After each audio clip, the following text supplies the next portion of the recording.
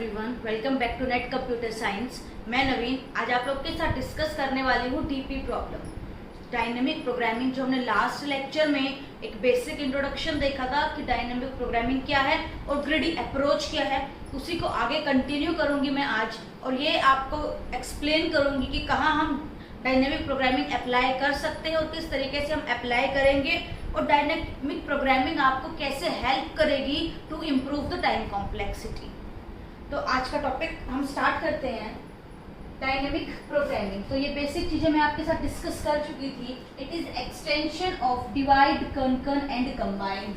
ये डिवाइड, कंकर and combine जो आपकी एल्गोरिथम्स थी उसी में कुछ ना कुछ इंप्रूवमेंट करके डायनेमिक प्रोग्रामिंग इंट्रोड्यूस किया, and it is bottom up approach. ये पॉइंट अभी हम फोकस करेंगे कि कैसे हम नीचे से ऊपर की तरफ एल्गोरिथम को सोल्व कर रहे हैं, क्यों हम डायनेमिक प्रोग्रामिंग को बॉटम अप अप्रोच बोल रहे हैं, वो हम अभी देखेंगे विद एन एग्जांपल। नेक्स्ट जो कल हमने डिस्कस किया था, लास्ट वीडियो में जो मैंने डिस्कस किया था कि हम डीपी कब अप्लाई करेंगे, when we have recursive structure and overlapping sub problem and memorization. तो ये तीनों टर्म मैंने कल आपको एक्सप्लेन की थी, बेसिक डेफिनेशन मैंने इसकी एक्सप्लेन की थी, बट आज इसको हम विद एन एग्जांपल ये फाइंड आउट करेंगे कि कैसे हमें ये तीनों चीजें मिलेंगी। तो हम एग्जांपल के थ्रू देखते हैं। फिबोनाची सीरीज का एग्जांपल है। फिबोनाची सीरीज में अगर आपके पास n की वैल्यू 0 और 1 है, देन आपको आंसर क्या मिलेगा, उस फंक्शन का आंसर क्या होगा, 1 होगा। This is your base case. हम इसे बोलेंगे ये आपका बेस केस है, when n is equal to 0 और 1। तो अगर n की वैल्यू 0 रहेगी तो हम सीरीज में क्या लिखेंगे, 1, and when n is equal to 1 again 1। अगर हमें अब निकालना है when n is equal to 2, means f2 हो जाएगा आपका। f2 की वैल्यू फाइंड आउट करनी है, तो यहाँ हम इसे बोलेंगे रिकर्सिव केस। रिकर्सिव केस, यहाँ वैल्यू पुट करेंगे हम। यहाँ लिखा है n-1 मींस 2 - 1 प्लस f2 - 2। यहाँ से हमें मिलेगा f1 प्लस f0। हमारे पास ये दोनों बेस केस ऑलरेडी हैं, हम इनकी वैल्यू पुट करेंगे। f1 की वैल्यू कितनी है, 1, और f2 की भी वैल्यू कितनी है, 1। हमें क्या मिला, 2। तो इस सीरीज में नेक्स्ट क्या आएगा, 2। इस तरीके से हमें फिबोनाची सीरीज फाइंड आउट करनी है कि क्या क्या हमें नेक्स्ट वैल्यूज मिलेंगी। अब आप खुद बता सकते हो कि इन शॉर्ट हमने लिखा क्या है यहाँ पे, कि पीछे वाली दो टर्म को प्लस करके हमें नेक्स्ट टर्म फाइंड आउट करनी है। अगर मुझे यहाँ f3 निकालना है, मीन्स 2 + 1 3। अब मुझे f4 निकालना है, 3 + 2 5। इस तरीके से ये सीरीज चलती रहेगी। इस सीरीज को हम बोलते हैं फिबोनाची सीरीज। और फर्स्ट पॉइंट हमने यहाँ देख लिया, रिकर्सिव स्ट्रक्चर है ये। हाँ, दिस इज रिकर्सिव स्ट्रक्चर, क्योंकि यहाँ हम n की वैल्यू पुट करके बार बार इसी fn को कॉल किए जा रहे हैं। तो दिस इज रिकर्सिव स्ट्रक्चर। अब मान लो कि मुझे f7 निकालना है, यहाँ मुझे f7 निकालना है। f7 किस किस की हेल्प से निकलेगा, f6 और f5 की हेल्प से हम निकालेंगे f7 को। फिर f6 अगर आपको फाइंड आउट करना है, f6 हमें किसकी हेल्प से मिलेगा, आप बोल सकते हो 5 और f4 की हेल्प से। f5 अगर हमें फाइंड आउट करना है, देन f4 f3। अगेन अगर हमें f4 फाइंड आउट करना है तो क्या यूज करना पड़ेगा, 3 and 2। अब 2 हमें निकालना है तो अपने पास f0 and f1 है। 3 के लिए f2 f1 और 2 के लिए f0 and f1। मैंने इधर से स्ट्रक्चर कंप्लीट कर दिया। सिमिलरली मुझे अगर f3 निकालना है, f3 के लिए हमें क्या क्या चाहिएगा, f2 और f1। अगेन f2 के लिए हमें क्या चाहिएगा, f0 and f1। यहाँ f4 कंप्लीट करते हैं स्ट्रक्चर। f4 के लिए हमें क्या क्या जरूरत रहेगी, f4 फाइंड आउट करने के लिए यहाँ हमें चाहिएगा f3 f2। f2 को अगर फाइंड आउट करना है तो f1 and f0। f3 find out करोगे, f2 f1, और f2 फाइंड आउट करने के लिए f1 और f0 की जरूरत है। तो ये मुझे पता चला इतना स्ट्रक्चर, सिर्फ मैंने f6 निकाला है अभी तक, और हमें साथ साथ क्या फाइंड आउट करना, अभी f5 के लिए भी स्ट्रक्चर पेंडिंग है। इसको भी हम लिखेंगे कि f5 हमें कैसे कैसे मिलेगा। f5 को निकालने के लिए हमें चाहिए F4 और F3। F3 के लिए हमें चाहिएगा F2 और F1। यहाँ हमें चाहिए F1 एंड F0।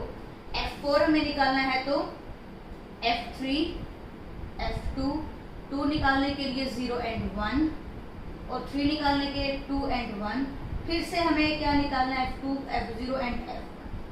तो देखो हमें कितनी ज्यादा कंप्यूटेशन करनी पड़ी है। अपने पास एक लगभग कंप्लीट ट्री का जैसे स्ट्रक्चर मिला हमें यहाँ पे। और आपको पता है अगर ऐसा कोई स्ट्रक्चर मिले जिसमें ट्री जैसी शेप मिले तो इसकी कॉम्प्लेक्सिटी क्या होगी। कितने सारे पाथ है, यहाँ से 2 ऑप्शन है, यहाँ से फिर 2 ऑप्शन है। इस तरीके से जितने n की वैल्यू उतने ही ऑप्शन हमें मिल रहे हैं। तो यहाँ जो टाइम कॉम्प्लेक्सिटी लगेगी वो आपको लगेगी 2 पावर n। तो होप आपको ये क्लियर होगा मैंने किस तरह से ट्री डिजाइन किया है। और अब हमें इसमें ये चेक करना है कि क्या मैं इस प्रॉब्लम को और कम टाइम में सॉल्व कर सकती हूँ with the help of DP. हमें फर्स्ट स्टेप इसका मिल गया कि हमें रिकर्सिव मिल गया केस यहाँ। अब ओवरलैपिंग देखना है।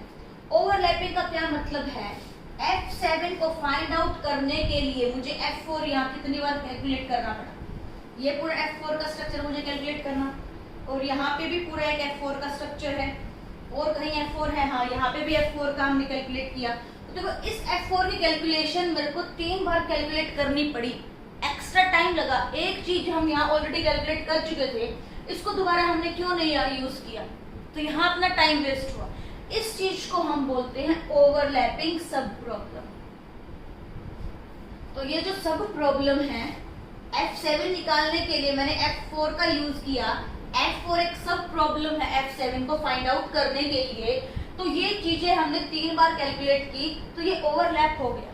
तो ठीक है, हमें ये भी मिल गया ओवरलैप। तो अब हम यहाँ डीपी अप्लाई करेंगे। मेमोराइजेशन का यहाँ पे क्या डेफिनेशन रहेगी, the process of storing the intermediate computation into a table. अब जैसे कि वही बात मैं बोल रही हूँ कि हमें बार बार कैलकुलेशन क्यों करनी पड़ी, इस चीज को इम्प्रूव करने के लिए जो आपकी डीपी है वो क्या करेगी, टेबल जनरेट कर लेगी यहाँ पे और इस टेबल में वैल्यूज स्टोर कराएंगे हम। जैसे कि मैंने यहाँ पे एक बार F4 कैलकुलेट किया, फिर इस F4 को इस टेबल में स्टोर करा दे। नेक्स्ट टाइम F4 मेरे को कैलकुलेट करना होगा तो हम क्या करेंगे, डायरेक्टली टेबल से वैल्यूज फैच कर लेंगे। इससे हमारे लिए कैलकुलेशन इजी रहेगी, कंप्यूटेशन कम लगानी पड़ेगी हमें वहां पे। तो ये चीज हमें देखते हैं कि ये मैंने नॉर्मल विदाउट डीपी सॉल्व किया, कैसे हम प्रोसीड करेंगे। अब with the help of DP देखते हैं इस प्रॉब्लम को हम ऑर्डर ऑफ n में कैसे सोल्व कर पाएंगे। तो डीपी आपकी यहाँ पे एल्गोरिथम जो डीपी लगाएंगे तब हमें टाइम कॉम्प्लेक्सिटी क्या मिलेगी, order of n time complexity मिलेगी। ये चीज हम आगे सोल्व करके देखते हैं कैसे मिलेगी हमें।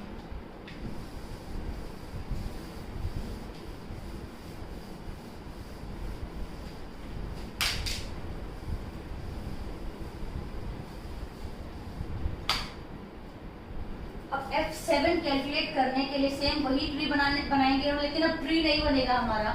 हमें यहाँ चाहिए F6 एंड F5। इधर हमें चाहिएगा F5 and F4।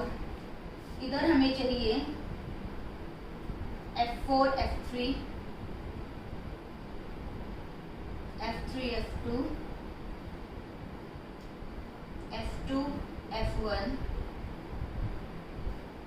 F1 and F0। तो देखो हमें F1 और F0 पे हम बेस केस पे चले गए हैं और बेस केस अगर हमें मिल जाए तो हम क्या करेंगे, हमें ऑलरेडी हमारे पास इसका आंसर है बेस केस का, तो ये चीज हम ऑलरेडी यहाँ से फैच कर लेंगे। बट अब जो नेक्स्ट जो वैल्यूज है वो हम कहाँ स्टोर कराएंगे, टेबल में स्टोर कराएंगे। यहाँ अपने पास एक टेबल रहेगी, हमें ऑलरेडी पता है बेस केस की वैल्यूज। यहाँ इसकी वैल्यूज कितनी है, 1 है और यहाँ F1 की वैल्यू भी कितनी है, 1 है, ये हमें ऑलरेडी पता है। अब हमें आगे चलना है, F2 कैसे कैलकुलेट होगा, इन दोनों को प्लस करके F2 कैलकुलेट हो जाएगा, 1 + 1 2 हो जाएगा और यहाँ इस टेबल में हम F2 की वैल्यू 2 स्टोर करा देंगे। नेक्स्ट फिर देखो हम कहाँ से चल रहे हैं, बॉटम टू अप जाएंगे, ऊपर तक वैल्यूज फाइंड आउट करेंगे F7 की। अब ये वैल्यू इन दोनों की मर्ज करके हमने F2 वैल्यू बना ली। अब हमें ऑलरेडी पता है F1 की वैल्यू कितनी है, 1 है और F2 हमने कहाँ से ले लिया, टेबल से कैलकुलेट करके टेबल में स्टोर करा दिया। और अब हम F3 कैलकुलेट करेंगे तो F3 की वैल्यू कितनी आ जाएगी, 2 + 1 3, यहाँ हमने 3 लिख दिया, F3 हमें मिल गया। सिमिलरली हम F4 कैलकुलेट करेंगे, F2 की वैल्यू अब अगेन हमें F2 की वैल्यू यहाँ कैलकुलेट नहीं करनी पड़ेगी। F2 की वैल्यू हम कहाँ से फेच करेंगे, यहाँ से फ्रॉम द टेबल। यहाँ से हमने 2 फेच कर लिया और F4 कैलकुलेट कर लिया, 3 + 2 5। और जो हमने कैलकुलेट किया है F4 उसको हम कहाँ स्टोर करा देंगे, अगेन टेबल में स्टोर करा देंगे। इसी तरीके से हम F7 कैलकुलेट कर लेंगे। फिर हमें क्या चाहिए, F3 चाहिए। F3 की वैल्यू फिर से हम कहाँ से फेच करेंगे, फ्रॉम द टेबल। F3 की वैल्यू यहाँ 3 है, 5 + 3 8। अब हम यहाँ F5 स्टोर करा देंगे 8। अगेन हम F5 कैलकुलेट कर चुके हैं, अब हमें चाहिए F6 चाहिए। F6 किसकी हेल्प से निकलेगा, 5 और 4 की हेल्प से। 5 हमारे पास 8 है और 4 कहाँ से लेंगे हम, फ्रॉम द टेबल। F4 की वैल्यू यहाँ 5 है, यहाँ आपके पास वैल्यू चली जाएगी 13 और हम यहाँ टेबल में स्टोर करा देंगे 13। अब हमें फाइनली F7 निकालना था, हम वहां तक चले गए हैं। F7 निकलेगा आपका 6 + 5। 6 हमारे पास ऑलरेडी 13 है, हम कंप्यूट करके आए हैं फ्रॉम द बॉटम टू। अब हम कंप्यूट करते आ रहे हैं, इसकी वैल्यू F6 है। बट F5 कहाँ से फेच करेंगे, फ्रॉम द टेबल।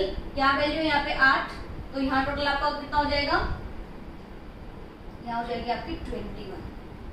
तो इस तरीके से हम डायनेमिक प्रोग्रामिंग के अकॉर्डिंग देखो कितना इजीली सोल्व कर पाए। जस्ट हमें क्या करना है, ये हमें सिर्फ इधर लेफ्ट हैंड साइड वाली वैल्यूज कैलकुलेट करनी पड़ी। साथ है अपने पास 1 2 3 4 5 6, ऑलमोस्ट हम n-1 या आप बोल सकते हो n कैलकुलेशन लगानी पड़ी। तो यहाँ जो आपकी टाइम कॉम्प्लेक्सिटी रहेगी वो रहेगी ऑर्डर ऑफ n रहेगी। तो आपको मेरे ख्याल से टॉपिक क्लियर हो रहा होगा कि कैसे हम डीपी अप्लाई कर रहे हैं फिबोनाची सीरीज और किस तरह से हमारी जो कैलकुलेशन है, जो कंप्यूटेशन है, वो किस तरह से डीपी ने और इजी कर दी। तो सिमिलरली हम फिबोनाची सीरीज के अलावा जो एक और एग्जांपल है अपने पास कि कैसे हम फाइंड आउट कर सकते हैं कॉम्बिनेशन। तो मैथ्स में हम डिस्क्रीट मैथ्स में भी अपने पास ये टॉपिक है परम्यूटेशन एंड कॉम्बिनेशन। तो कॉम्बिनेशन का फॉर्मूला हमें पता है, हम किस तरह शो करते हैं, NCR। और NCR कैलकुलेट करने के लिए हमारे पास फॉर्मूला क्या रहेगा, NCR -1 प्लस n-1 CR-1।